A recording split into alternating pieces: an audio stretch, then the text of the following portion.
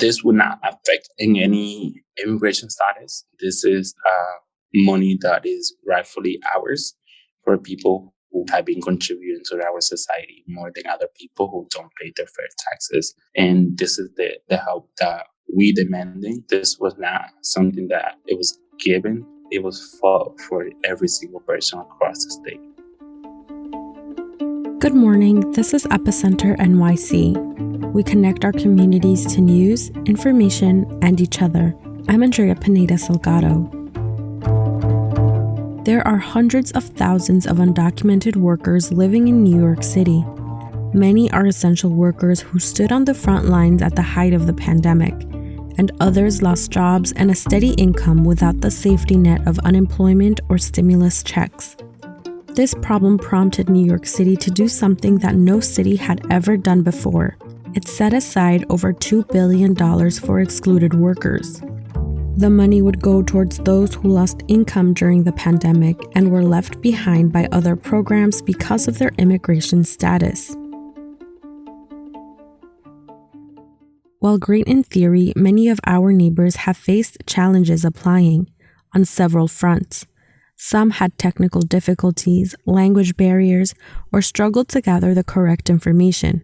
To help, groups like Make the Road, the Street Vendor Project, and Churches United for Fair Housing all came together to host application assistance events. They were held all over the city, and I went to one of them to hear directly from our neighbors who needed help. Before we begin, a quick message from our friends and sponsors at McKinsey & Company. People who are rich will take care of themselves. They're fine. But people who are regular, I want to see what opportunities can we afford them. That's Jeffrey Seller, producer of Hamilton, talking about how he created a lottery to provide $10 premium tickets to give more equitable access to orchestra seats. And by the way, I've never said that out loud before. He's featured in a recent edition of Intersection, McKinsey's weekly newsletter that shares stories about diversity, gender equality, and inclusion. Check out McKinsey's Intersection newsletter at mckinsey.com/intersection. And thanks. Now, back to the show. Terry Allison was the first person I spoke to. She's a home health aide who lost work during the pandemic. She's now homeless and living in a shelter. Do you mind introducing yourself for me and telling me your name and what you work in? Okay, I'm Terry N. And I'm working currently as like a home health aide. So this really helped. Yes. Yeah. So would you mind telling me a little bit more about like your experience in the pandemic with your job? Like, did you lose it? Yes, I did. And then unfortunately, you see like how other people who could get benefit. So I'm so grateful for this now because before it's like, what could we do? We were like a nobody. So it's kind of good. And how did you know what documents to bring?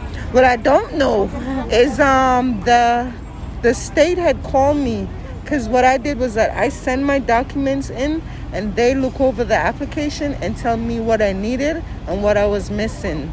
So what I did was that I come here and they went into my application and they find out what I was missing and they just fix it. It was right in front of my eyes, but you have to be a tax person to know. So someone just informed me. So do you think like it's easy to navigate online by yourself? No, because this is like my fourth try. So no, I think this is really better because there's a lot of people that don't have any understanding. Because even as intelligent I am, the paper that they wanted was right in front of my face and I've tried like 4 times. So they really do need help, like people to help them. Yeah, and you speak English? Is that your first language? That's my first language, and I still had problems. So can you imagine, So this is really good. They need more help. Terry was grateful to have a volunteer personally help her with her application. She had tried to submit it once before, but wasn't successful. Why do you need this fund? Why? Because I lost out. You see, I have 2 kids, and because we're undocumented, we don't get anything. So can you imagine I have 2 kids and I have to be suffering because I don't get that luxury $1,200 and what they get. So this will help out a lot. And I'm staying at a shelter. So this will be much grateful. And what do you, I guess, if you could tell New Yorkers or the city, like something you need, what would you say you need? What they need is much more like understanding that, most people, they only come here to work and live a good life. So if they could have more communication, or because sometimes people are just scared. Terry hopes to hear back soon, but the review process can take months. And during that time, the fund administrators may still ask for even more documentation. I also talked to Javier Awat. Javier worked at a restaurant that was forced to close its doors during the pandemic. He fell behind on rent, which led him to seek help at the application assistance event where we met. My name is Javier Awat. I worked for a company, or a restaurant. It's called Cooper Crab Kitchen, and unfortunately, because of the pandemic, we had to get fired.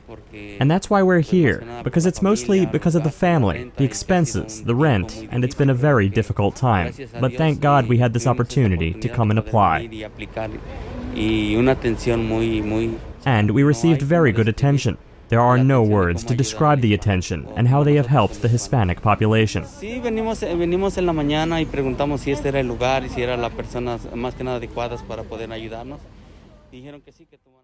Javier was incredibly grateful for the volunteers and the organizers who helped him with the application. One of them was Brian Paguada, the youth organizer at Churches United for Fair Housing. I asked him about the problems that applicants are facing. He said one of the biggest hurdles is gathering things like proof of residency and letters from employers. For him, it's heartbreaking to tell people that they qualify but don't have the proof. My name is Brian Paguada, gender pronouns he, him, they. I am organizer, so I was there on Saturday event as a one-on-one application. So I was doing one-on-one application with people who came to Saturday event. Personally, I think I submitted like 6 applications throughout the process, and then I think in overall we did say like 80 people. And what kinds of jobs did most of the people have? Most of the jobs that I have been seeing, it is construction, cleaning, babysitting, and also a street vendor. So I think that's the most that have been. And you mentioned that a lot of people, most people didn't pay like taxes. How else do they prove their job and income? There are some different choices that we are like looking into. Specifically, number one, if they don't pay taxes, they have 3 choices. They either can pay taxes from 2019, 18, and 20. Also, if a person like a text from their employer being like, I need you to come at work, that also count because it's showing that they are being demanded to show up to work. And I think you mentioned it a little bit, but what is like the number one question that you hear from these people? I think number one is who qualify. I think it's still in the air. A lot of people don't know, specifically our undocumented people don't know that they can apply, or some people feel that this fund is only for New York City. This is for New York State.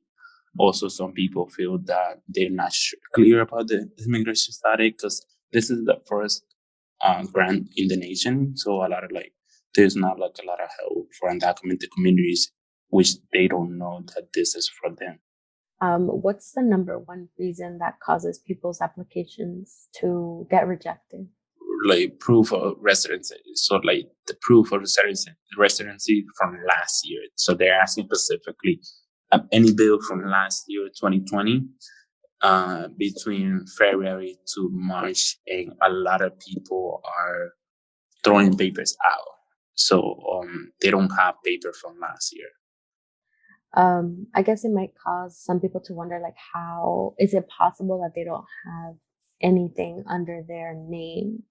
Would you mind like explaining like why that may be, like why that thing's like under their name?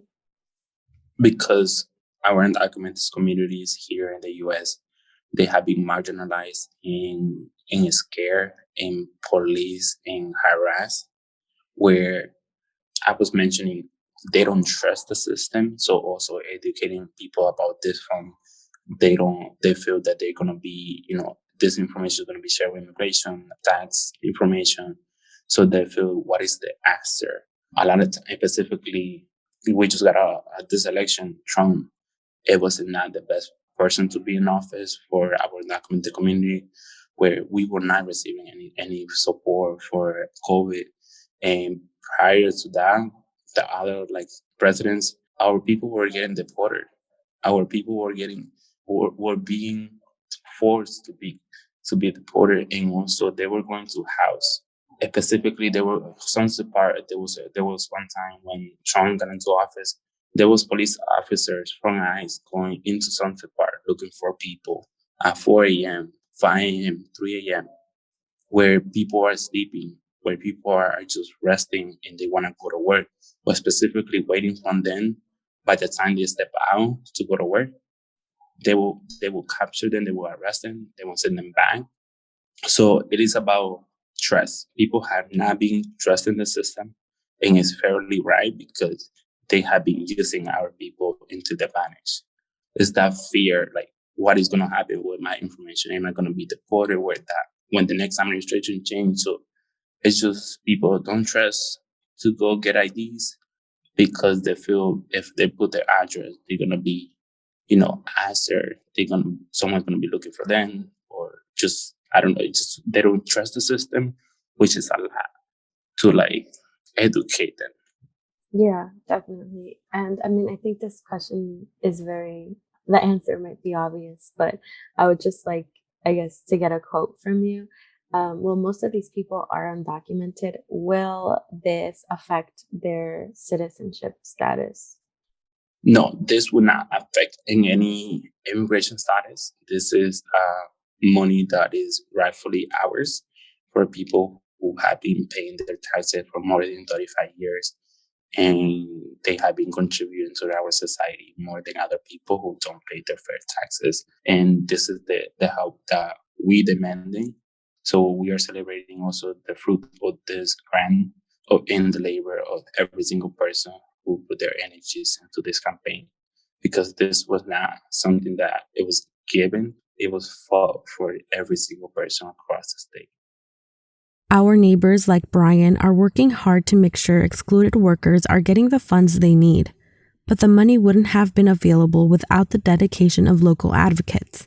Epicenter's Sam Zacher had a conversation with Assembly member Marcela Mateos on how she helped push the deal through the New York State Legislature.